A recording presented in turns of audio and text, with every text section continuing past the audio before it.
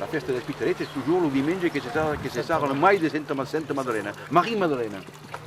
Hi havia pas de música. Lo cantavo. Lo cantavo e non hi havia pas de música. Les biens qui la faisaient. Sus biere ero pas 50 per forza, tenem deguisat. Ero sense cuixell, pa mai, in camisa, ero sense cuixells e amb meu fet. Mi cantavo. Prepara des mamans, jamais, mais là, que dans son corps, c'est Rufosi, un trau, que Rufosi, un trau. Quem será plus cao, quem será plus cao. Agora? É pior que Buffon. Buffon, las chioi sono della fenna.